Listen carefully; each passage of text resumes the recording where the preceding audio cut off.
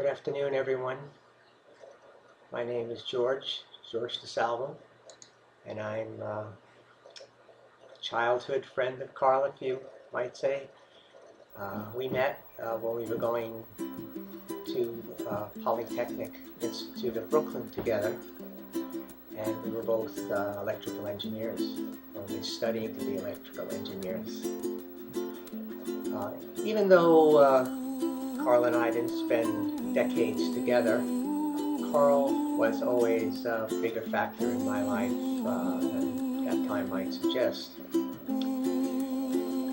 I remember our junior year, and we decided that we were going to go to Florida for the Easter vacation. So I think we hopped in Karl's father's old Ford, and we started driving non-stop to Florida. There were 4 guys, besides myself, I think, in the car, maybe 3, I can't quite remember everything. One of those guys was Ken Block, who I guess is sitting around there with you. Well, we just drove and drove, and when we rolled into Fort Lauderdale, it was packed. It was a zoo. Traffic was wall to wall. There were cops everywhere, drunken students, and we were kind of a little disappointed. Well, you know, we were nerds. We were engineering nerds. You know, even though that word hadn't been invented then, that's what we were. So we turned around and we drove back north a few miles until we found a lovely state park. And we camped there. And we camped right, we weren't far from the beach. And we went down to that beach, and what did we see out there but turquoise waters and coral reefs and things, I think, that imprinted us for the rest of our life, that made us choose the islands. And I guess some of us wound up in tropical islands. I remember that Karl and I worked on a senior project together, and we had a pretty good time doing that. Wild-haired Professor Sid Deutsch was our mentor, and he had this crazy idea that you could record video on just a regular audio tape like you had in your home tape recorder. At that time, video tape recorders were hugely expensive things and used giant reels of tape, whirring at tremendous speeds. But Sid felt that this was possible. So Karl and I had the job of building this thing. And we did it. We built it.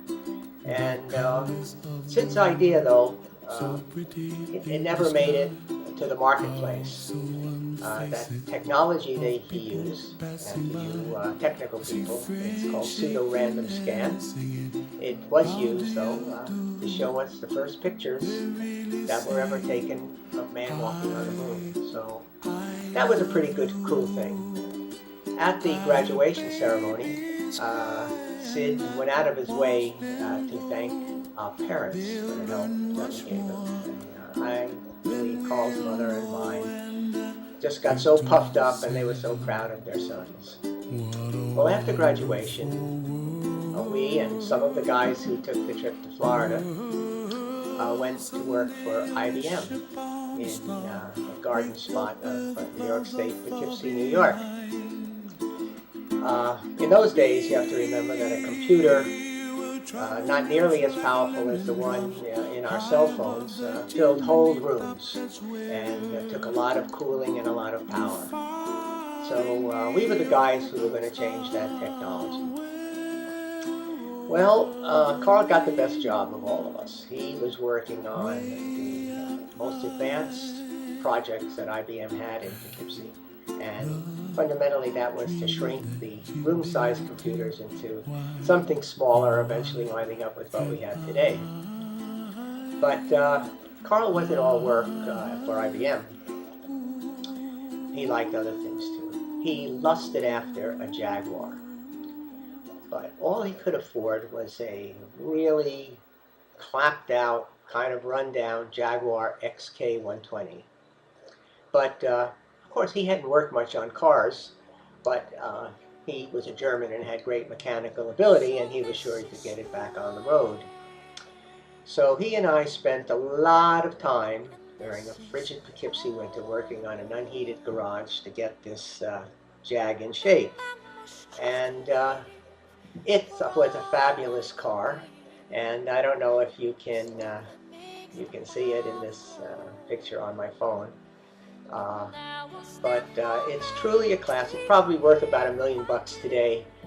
I don't remember what happened to the car, but Karl had it for a while. He drove it around, pretty cool. But something happened to it, and in the end, I wound up, Karl gave me the hood ornament of the car, kind of as a memento of I guess maybe my help from him. And I still have that. It's on a belt.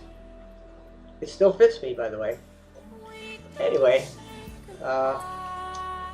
that's just one of the things. And Karl and his friends were really helpful to me. I had gotten married right out of school, but Karl, Ken, and their friend lived together in a house, and they lived a very different life than us. It was great to share in that.